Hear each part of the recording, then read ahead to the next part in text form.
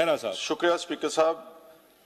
जो education minister साहब ने यह मता लिया, मैं इन्हों का भी रिनी हाँ, सारे हाउस का रिनी हाँ, और जिहड़ियां गल्लां इन्होंने कहियां इहदे च जिहड़े स्टेटमेंट ऑफ ऑब्जेक्ट्स या जिहड़ी इहदी जिस्ट है वो इन्होंने जिहड़ियां गल्लां कहियां उहदे नाल सारे नाल मैं सहमति प्रगटाउंदा जी। और एक पहली गल इहदे च थोड़ी जी जिहड़ा जे पहलियां दो लाइनां पढ़ी आपां, मैं स्पीकर साहब जो तुहाडी आ गया अंग्रेजी च पढ़ते हैं जी, तो मेरे को यही अंग्रेजी पढ़ दिओ जी। पंजाब यूनिवर्सिटी बंद करनी है कि चलाउणी है? उत्थे फॉरेन लैंग्वेजेस देखो देखो मैं रूल ये कहंदे आ, एक मिनट जी, रूल ये कहंदे आ कि अंग्रेजी भी वरती जा सकती है, ठीक है जी, पर चंगा यही है भी पंजाबी जो जे अंग्रेजी वरतना चाਹੁੰਦੇ मेरे को मता है नहीं का दे दो, मैं पढ़ देना। ਤੁਸੀਂ ਵਰਤ ਸਕਦੇ ਹੋ जी। This house is concerned about the attempt being made by some vested interest to push the matter for change of status of Punjab University into a central university। ਇਹਦੇ ਚ ਆਪਾਂ ਥੋੜਾ ਜਿਹਾ ਕਲੀਅਰ ਇਹਦੇ ਚ ਅਮੈਂਡਮੈਂਟ ਕਰਕੇ ਕਲੀਅਰ ਕਰੋ, ਇਹਦੇ ਚ ਵੈਸਟਡ ਇੰਟਰਸਟ ਨਹੀਂ ਗਏ, ਇਹਦੇ ਸਪੀਕਰ ਸਾਹਿਬ ਸਿੱਧਾ ਸਿੱਧਾ ਕੇਂਦਰ ਦੀ ਸਰਕਾਰ ਇਸ ਯੂਨੀਵਰਸਿਟੀ ਨੂੰ ਹਥਿਆਣਾ ਚਾਹੁੰਦੀ ਹੈ। ਉਹ ਜਿਹੜੇ ਬੀਜੇਪੀ ਦੇ ਸਪੀਕਰ, ਇੱਕ ਮਿੰਟ ਜੀ, ਜਿਹੜੇ ਬੀਜੇਪੀ ਦੇ ਮੈਂਬਰ ਬੋਲੇ ਸੀ ਉਹਨਾਂ ਦੀ ਗੱਲਾਂ ਚੋਂ ਬੂ ਆ ਗਈ ਸੀਗੀ। ਉਹਨਾਂ ਨੇ ਪਹਿਲਾਂ ਇਹ ਕਿਹਾ ਵਾ ਕਿ ਇਹਨਾਂ ਦੀ ਗੱਲ ਪੂਰੀ ਕਰ ਲੈ, ਤੁਹਾਡਾ ਜਵਾਬ ਲੈ ਲਾਂਗੇ। ਇਹਨਾਂ ਦੀ ਗੱਲਾਂ ਦੇ ਵਿੱਚੋਂ ਇਹ ਤੁਹਾਡੀ, ਅਗਰ ਤੁਸੀਂ ਇਹਨਾਂ ਦੀ ਗੱਲ ਅੱਛੀ ਤਰ੍ਹਾਂ ਬਰੀਕੀ ਨਾਲ ਸੁਣ ਰਹੇ ਸੀਗੇ ਤਾਂ ਗੱਲਾਂ ਚੋਂ ਪਤਾ ਲੱਗ ਜਾਂਦਾ ਕਿ ਚਾਹੁੰਦੇ ਨੇ, लेकिन चाहते असिधे तौर पर ज़ाहरा तौर पर कह के नहीं चाहते, उदा तरीके जिद्दां साडे चंडीगढ़ के एम्पलॉयज़ नूं इन्हां ने सारा बीजेपी नूं अपने अधीन कर लिया वा। चंडीगढ़ साडा वा, इत्थों प्रगट सिंह जी ने भी कहा, उधरों ट्रेजरी बेंचेस तो भी कहा, मीत हेयर ने भी कहा, और ये एक दिन साडा हो के रहेगा, इनू कोई लिजा नहीं सकता, क्योंकि साडी धरती ते बनिया पंजाबी जिहड़े पिंड उजड़े, इत्थे एक भी बंदा कोई हिंदी का एक इंच भी दिखा दिओ मैनूं जिहड़े इत्थे खरड़ तहसील के जिहड़े पिंड उजड़ के चंडीगढ़ बनाया सीगा।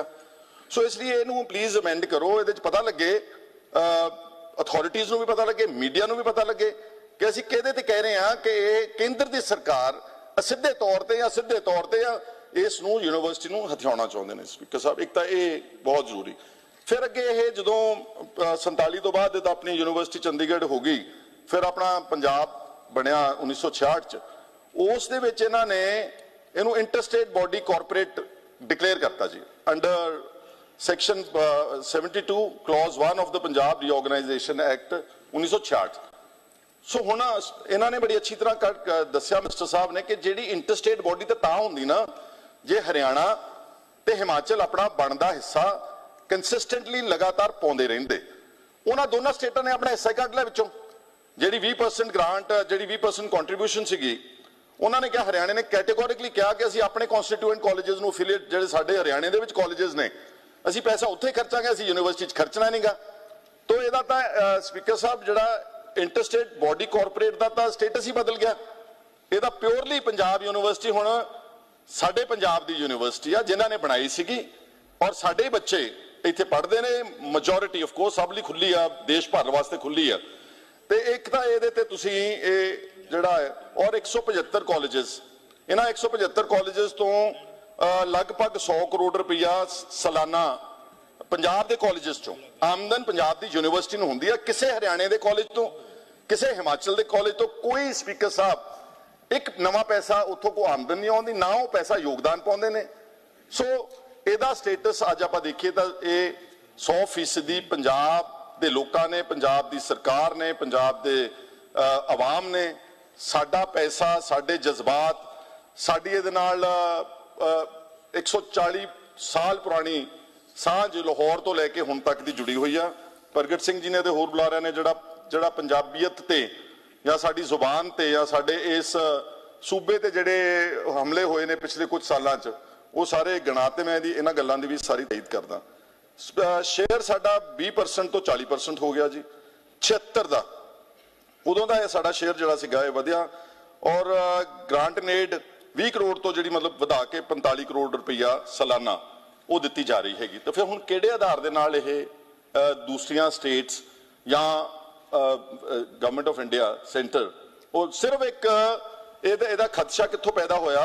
खदशा पैदा होने के 3-4 कारण ने स्पीकर साहब, जिहड़े पिछले हुण हाल ही विच पंजाब की ऑटोनमी ते, पंजाब के मुढ़ले हकूक ते, साडे संघी ढांचे ते, फैडरल ढांचे ते जिहड़ा ਕੇਂਦਰ ਸਰਕਾਰ ਨੇ ਤਾਜ਼ੇ ਹਮਲੇ ਕੀਤੇ, ਪੁਰਾਣੇ ਤਾਂ ਆਪਾਂ ਛੱਡ ਦਈਏ, ਉਹ ਤਾਂ ਬਹੁਤ ਜ਼ਿਆਦਾ ਇਰਰਿਪੇਅਰੇਬਲ ਲਾਸ ਹੋਇਆ ਵਾ, ਪਾਣੀਆਂ ਦਾ, ਪੰਜਾਬੀ ਬੋਲਦੇ ਇਲਾਕਿਆਂ ਦਾ, ਸਾਡੇ ਚੰਡੀਗੜ੍ਹ ਕੈਪੀਟਲ ਦਾ, ਇਹ ਤਾਂ ਇਰਰਿਪੇਅਰੇਬਲ ਲਾਸ ਆ ਔਰ ਨਾ ਪੂਰਾ ਹੋਣ ਵਾਲਾ।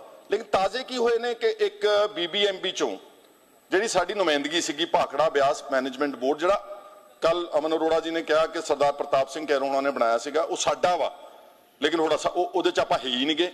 ਉਹ ਪਾਣੀ ਜਿੱਦਾਂ ਮਰਜ਼ੀ ਵਾਟਰ ਸ਼ੇਅਰਿੰਗ ਭੇਜ ਦੇਣ, ਜਿੱਧਰ ਨੂੰ ਮਰਜ਼ੀ ਭੇਜ ਦੇਣ, ਸਾਡਾ ਨੁਮਾਇੰਦਾ ਹੀ ਕੱਢ ਦਿੱਤਾ ਉੱਥੋਂ। ਇਹ ਸਾਡੇ ਤਾਜ਼ਾ ਹਮਲਾ BJP ਦਾ, ਜਿਹੜੇ ਸਤਿਕਾਰਯੋਗ ਸਾਡੇ ਮੈਂਬਰ ਸਾਹਿਬ ਬੈਠੇ ਨੇ ਨਾ, ਇਹ ਤਾਂ ਐਡਮਿਟ ਕਰਨਗੇ ਕਿ ਤਾਜ਼ਾ ਹਮਲਾ ਵਾ। ਖਹਿਰਾ ਸਾਹਿਬ, ਇਸ ਤੋਂ ਬਾਅਦ ਕਰ ਮੈਂ ਨਾ ਨਹੀਂ ਬੋਲਿਆ ਜੀ, ਮੈਂ ਸਤਿਕਾਰਯੋਗ ਮੈਂਬਰ ਸਾਹਿਬ ਖਹਿਰਾ ਜੀ ਸੁਣ ਲਈਏ। ਹਾਂ ਅਸ਼ਨੀ ਜੀ, ਮੈਨੂੰ ਲੱਗਦਾ ਹੈ ਕਿ ਖਹਿਰਾ ਸਾਹਿਬ ਨੂੰ ਨਾ ਜਾਣਕਾਰੀ ਦੀ ਕਮੀ ਹੈ। ਜਿਹੜਾ ਭਾਖੜਾ ਮੈਨੇਜਮੈਂਟ ਦੇ ਅੰਦਰ ਮੈਂਬਰ ਨਹੀਂ ਆ ਪਾਇਆ, ਉਹਦੇ ਅੰਦਰ ਦੇਖ ਲੈਣਾ ਤੁਹਾਡੀ ਸਰਕਾਰ ਸੀ ਔਰ ਤੁਹਾਡੀ ਉਹ ਸੀ ਗਲਤੀ ਸੀ, ਲੇਕਿਨ ਉਹਦਾ ਮੈਂਬਰ ਆ ਰਿਹਾ ਪੰਜਾਬ ਤੋਂ ਹੀ ਆ ਰਿਹਾ, ਇਹਦੇ ਬਾਰੇ ਗੱਲਬਾਤ ਵੀ ਹੋ ਗਈ ਹੈ, ਮੈਨੂੰ ਲੱਗਦਾ ਸਰਕਾਰ ਨੂੰ ਵੀ ਜਾਣਕਾਰੀ ਮਿਲ ਗਈ ਹੋਏਗੀ। ਥੈਂਕ ਯੂ ਖਹਿਰਾ ਸਾਹਿਬ। ਜਿਹੜਾ BSF ਦਾ ਦਾਇਰਾ ਵਧਾਇਆ ਗਿਆ ਬਾਰਡਰ ਏਰੀਆਜ਼ ਦੇ ਵਿੱਚ, ਇਹਦੇ ਚ ਕੀ ਹੁੰਦਾ ਵਾ ਕਿ ਜਿਹੜਾ ਸਾਡੇ ਹੋਮ ਡਿਪਾਰਟਮੈਂਟ ਦਾ ਅਧਿਕਾਰ ਖੇਤਰ ਆ ਉਹ ਖੋਇਆ ਉਹਨਾਂ ਨੇ। ਬਾਰਡਰ ਤੋਂ ਸ਼ਾਇਦ ਹੁਣ 100 ਕਿਲੋਮੀਟਰ ਹੈ, ਜਿੰਨਾ ਵੀ ਉਹਨਾਂ ਨੇ ਦਾਇਰਾ ਵਧਾਇਆ ਵਾ 50 ਕਿਲੋਮੀਟਰ, ਉਹ ਉੱਥੇ ਤੱਕ ਸਰਚਸ ਕੈਰੀ ਆਊਟ ਕਰ ਸਕਦੇ ਨੇ, ਸੀਜ਼ ਕਰ ਸਕਦੇ ਨੇ, ਅਰੈਸਟ ਕਰ ਸਕਦੇ ਨੇ ਡਾਇਰੈਕਟਲੀ। ਜਿਹੜਾ ਕੰਮ ਸਾਡੀ ਪੰਜਾਬ ਦੀ ਪੁਲਿਸ ਤੇ ਹੋਮ ਡਿਪਾਰਟਮੈਂਟ ਪੰਜਾਬ ਸਰਕਾਰ ਨੇ ਕਰਨਾ, ਉਹ ਸਾਡੇ ਉੱਤੇ ਉਹਨਾਂ ਨੇ ਜਿਹੜਾ ਫਿਰ ਆ ਤਾਜ਼ਾ ਜਿਹੜਾ ਮੈਂ ਤੁਹਾਨੂੰ ਗਿਣਾਇਆ, ਉਹਦੇ ਚ ਤਾਂ ਤੁਸੀਂ ਡਿਨਾਈ ਨਹੀਂ ਨਾ ਕਰ ਸਕਦੇ ਕਿ ਤੁਸੀਂ ਯੂਨੀਲੈਟਰਲ ਇੱਕ ਤਰਫਾ ਪੰਜਾਬ ਜਿਹੜੀ ਇੱਕ ਸਟੇਕ ਹੋਲਡਰ ਸਟੇਟ ਹੈ ਚੰਡੀਗੜ੍ਹ ਦੇ ਵਿੱਚ, ਤੁਸੀਂ ਸਾਰੇ EMPLOYEES ਨੂੰ ਇਸ ਆਧਾਰ ਤੇ ਕਿ ਇਹਨਾਂ ਨੂੰ ਹੁਣ ਅਸੀਂ ਵੱਧ ਤਨਖਾਹਾਂ ਦੇਣੀਆਂ, ਉਹ ਤੁਹਾਨੂੰ ਕੋਈ ਰੋਕਦਾ ਸੀ? ਉਹ ਤਾਂ ਚੰਡੀਗੜ੍ਹ ਤਾਂ UT ਦਾ ਸਟੇਟਸ ਪਹਿਲਾਂ ਹੀ ਇਹਨਾਂ ਨੇ ਧੱਕੇ ਨਾਲ ਬਣਾਇਆ ਹੋਇਆ ਜੀ। ਉਹ ਆਪਣੇ EMPLOYEES ਨੂੰ ਤਨਖਾਹ ਜਿੰਨੀਆਂ ਮਰਜ਼ੀ ਵਧਾ ਦਿੰਦੇ, ਅਸੀਂ ਥੋੜ੍ਹਾ ਰੋਕਿਆ ਸੀ, ਲੇਕਿਨ ਉਹਨਾਂ ਨੂੰ ਆਪਣੇ ਅਧੀਨ ਕੀਤਾ ਜਾਣ ਕੇ, ਤਾਂ ਕਿ ਹੁਣ ਗਵਰਨਮੈਂਟ ਆਫ ਇੰਡੀਆ ਦਾ, ਸੈਂਟਰ ਦਾ ਸਿੱਧੇ ਤੌਰ ਤੇ ਚੰਡੀਗੜ੍ਹ ਦੇ ਉੱਤੇ ਕੰਟਰੋਲ ਜਿਹੜਾ ਹੋਰ ਵੱਧ ਜੇ। 60-40 ਦਾ ਅਨੁਪਾਤ ਵੀ ਤੋੜਿਆ ਹੋਇਆ ਵਾ, ਜਿਹਨੇ ਚੰਡੀਗੜ੍ਹ ਤੁਸੀਂ ਥੋੜਾ ਕੀਨਲੀ ਵਾਚ ਕਰਦੇ ਹੋ, ਜਿਹੜਾ 60-40 ਦਾ ਅਨੁਪਾਤ ਸੀਗਾ ਕਿ 60% ਆਫਸਰਸ ਸਾਰੇ ਪੰਜਾਬ ਚੋਂ ਹੋਣਗੇ, ਪੰਜਾਬ ਕੇਡਰ ਦੇ ਹੋਣਗੇ, 40 ਹੋਣਗੇ ਹਰਿਆਣਿਆਂ ਦੇ। ਹੁਣ ਸਪੀਕਰ ਸਾਹਿਬ ਪੁੱਠਾ ਕਰ ਦਿੱਤਾ ਹੋਇਆ, 70-30 ਕਰ ਦਿੱਤਾ, 70 ਹਰਿਆਣੇ ਦੇ ਤੇ 30% ਜਿਹੜੇ ਪੰਜਾਬ ਦੇ ਰਹਿਣ ਦਿੱਤੇ ਨੇ। ਸੋ ਇਸ ਕਰਕੇ ਇਹ ਸਾਰੀਆਂ ਗੱਲਾਂ ਜਿਹੜੇ ਪਿਛਲੇ ਤਾਜ਼ੇ ਕੁਝ ਸਮੇਂ ਦੇ ਹਾਲਾਤ ਜਿਹੜੇ ਸਪੀਕਰ ਸਾਹਿਬ ਉਹ ਦਰਸਾਉਂਦੇ ਨੇ ਕਿ ਜਿਹੜਾ ਇਹ ਸਾਡੇ ਬੇਸਿਕ ਅਧਿਕਾਰਾਂ ਦੇ ਉੱਤੇ ਇਹ ਬਹੁਤ ਵੱਡਾ ਇੱਕ ਡਾਕਾ ਵੱਜਣ ਵਾਲਾ ਵਾ। ਜਦੋਂ ਵੱਜ ਜੂਗਾ ਫਿਰ ਆਪਾਂ ਕੀ ਕਰਾਂਗੇ? ਫਿਰ ਤਾਂ ਆਪਾਂ ਇਹੀ ਸ਼ੋਰ ਮਚਾਵਾਂਗੇ, ਬਹੁਤ ਮਾੜਾ ਕੀਤਾ, ਬਹੁਤ ਮਾੜਾ ਕੀਤਾ। ਜਿੱਦਾਂ ਆਪਾਂ 1 ਤਾਰੀਖ ਨੂੰ 1 ਅਪ੍ਰੈਲ ਨੂੰ ਜਿਹੜਾ EMPLOYEES ਦਾ ਮਤਾ ਪਾਸ ਕੀਤਾ ਸੀਗਾ, ਉਸ ਤਰਜ ਦੇ ਵਿੱਚ ਆਪਾਂ ਮਤਾ ਪਾਸ ਕਰਨ ਜਾ ਰਹੇ ਹਾਂ, ਲੇਕਿਨ ਜਿੱਦਾਂ ਪਹਿਲਾਂ ਪ੍ਰਗਟਾਇਆ ਗਿਆ, ਥੋੜਾ ਜਿਹਾ ਉਹਨੂੰ ਹੋਰ ਪਰਸਿਊ ਕਰਨ ਦੀ ਲੋੜ ਹੈਗੀ ਆ। ਚਾਹੇ ਲੀਗਲੀ ਕਰ ਲਓ ਪਰਸਿਊ, ਕਿਉਂਕਿ ਹਾਈ ਕੋਰਟ ਦੇ ਵਿੱਚ ਮਸਲਾ ਉੱਥੋਂ ਉੱਠਿਆ। ਇੱਕ EMPLOYEE ਨੇ ਜਾ ਕੇ ਕਹਿਤਾ ਜੀ ਕਿ ਸਾਨੂੰ ਤਨਖਾਹ ਨਹੀਂ ਦਿੱਤੀ ਜਾ ਰਹੀ, ਲੇਕਿਨ ਹੁਣੇ ਅੱਜ ਦੀ ਖਬਰ ਆ, ਹਿੰਦੁਸਤਾਨ ਟਾਈਮਜ਼ ਵਿੱਚ ਰਿਪੋਰਟ ਕੀਤਾ ਕਿ ਚੰਡੀਗੜ੍ਹ ਪੰਜਾਬ ਯੂਨੀਵਰਸਿਟੀ ਦੀ ਸੈਨੇਟ ਨੇ ਪੰਜਾਬ ਦਾ ਜਿਹੜਾ 6ਵਾਂ ਵਿੱਤ ਕਮਿਸ਼ਨ, 6ਵਾਂ ਪੇ ਕਮਿਸ਼ਨ ਹੈਗਾ, ਉਸ ਨੂੰ ਅਪਣਾ ਲਿਆ ਵਾ।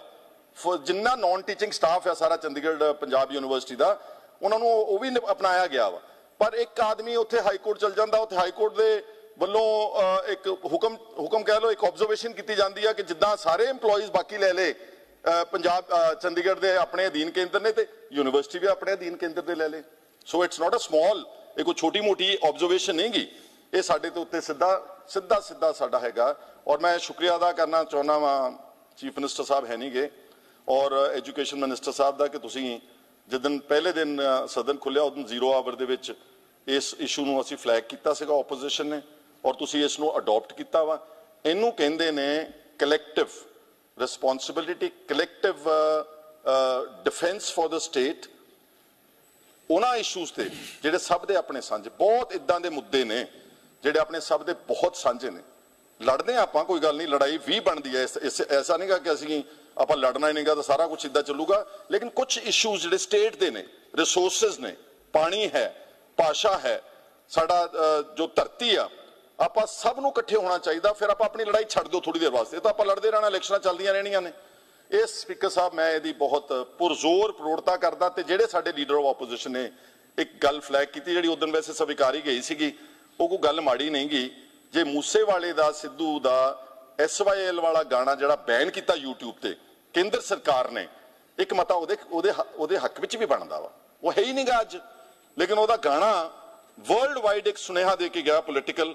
ਇੱਕ ਤਾਂ ਪਲੀਜ਼ ਉਸ ਨੂੰ, ਤੇ ਪਲੱਸ ਟਵਿੱਟਰ ਹੈਂਡਲਸ ਲਗਭਗ 100 ਦੇ ਕਰੀਬ ਟਵਿੱਟਰ ਹੈਂਡਲਸ ਵਿਦਹੋਲਡ ਕੀਤੇ ਗਏ ਨੇ ਕੇਂਦਰ ਦੀ ਸਰਕਾਰ ਦੇ ਸ਼ਿਕਾਇਤ ਤੇ ਟਵਿੱਟਰ ਅਥਾਰਟੀਜ਼ ਨੂੰ, ਜਿਹਦੇ ਵਿੱਚ ਟਵਿੱਟਰ ਟਰੈਕਟਰ ਟੂ ਟਵਿੱਟਰ ਜੱਟਾਂ ਦੇ ਮੁੰਡਿਆਂ ਨੇ, ਜ਼ਿਮੀਂਦਾਰਾਂ ਦੇ, ਕਿਰਤੀਆਂ ਕਾਮਿਆਂ ਦੇ ਮੁੰਡਿਆਂ ਨੇ ਟਵਿੱਟਰ ਵੀ ਚਲਾਉਣਾ ਸਿੱਖਿਆ ਟਰੈਕਟਰ ਤੋਂ ਉੱਤੇ ਸਿੱਧਾ ਹੀ, ਔਰ ਉਹਨਾਂ ਦੀ ਬਹੁਤ ਵੱਡੀ ਫੋਲੋਇੰਗ ਹੈ। ਤੇ ਕਿਸਾਨ ਏਕਤਾ ਮੋਰਚਾ ਉਹਨਾਂ ਦਾ ਵੀ ਟਵਿੱਟਰ ਹੈਂਡਲ ਜਿਹੜਾ ਹੈਗਾ ਉਹ ਬੈਨ ਕੀਤਾ ਗਿਆ। Speaker Sahib, this is direct attack on the fundamental rights of the citizens of this country. ਇਹ ਸਾਨੂੰ ਅਧਿਕਾਰ ਕਨਸਟੀਟਿਊਸ਼ਨ ਦਿੰਦਾ, ਇਹ ਕੋਈ ਬੀਜੇਪੀ ਦੀ ਸਰਕਾਰ ਜਾਂ ਕੋਈ ਕੇਂਦਰ ਦੀ ਇੱਕ ਸਰਕਾਰ ਜਾਂ ਇੱਕ ਪਾਰਟੀ ਨਹੀਂ ਦਿੰਦੀ। ਇਹ ਸਾਡੇ ਜਿਹੜੇ ਫਾਊਂਡਿੰਗ ਫਾਦਰਸ ਸੀਗੇ ਉਹਨਾਂ ਨੇ ਪਹਿਲਾਂ ਹੀ ਇਸ ਨੂੰ ਐਨਵਿਸੇਜ ਕਰ ਲਿਆ ਸੀਗਾ, ਦੇਖ ਲਿਆ ਸੀਗਾ ਕਿ ਇੱਥੇ ਗਦਰ ਪਚੇਗਾ। ਆਹ ਜਿਹੜੇ 5-7 ਅਧਿਕਾਰ ਜਿਹੜੇ ਹੈਗੇ ਇਹਨਾਂ ਦੇ ਮਹਿਫੂਜ਼ ਕਰੋ। ਤਾਂ ਇਹ ਅਗਰ ਤੁਸੀਂ ਉਸ ਨੂੰ ਵੀ ਇਨਕਲੂਡ ਕਰ ਦਿਓ ਤਾਂ ਮੈਂ ਤੁਹਾਡਾ ਬਹੁਤ ਧੰਨਵਾਦ ਵੀ ਕਰੂੰਗਾ, ਰਿਣੀ ਹੋਊਂਗਾ। ਔਰ ਤੁਹਾਡਾ ਇਸ ਮਤਾ ਔਰ ਅਗਨੀਪਥ ਦੇ ਮਤੇ ਲਿਆਉਣ ਵਾਸਤੇ ਵੀ ਜਿਹੜਾ ਉਦੋਂ ਵੀ ਲੀਡਰ ਆਫ ਆਪੋਜੀਸ਼ਨ ਨੇ ਫਲੈਗ ਕੀਤਾ, ਤੁਹਾਡਾ ਸਾਰਿਆਂ ਦਾ ਬਹੁਤ ਬਹੁਤ ਸ਼ੁਕਰੀਆ। ਧੰਨਵਾਦ ਸਪੀਕਰ ਸਾਹਿਬ।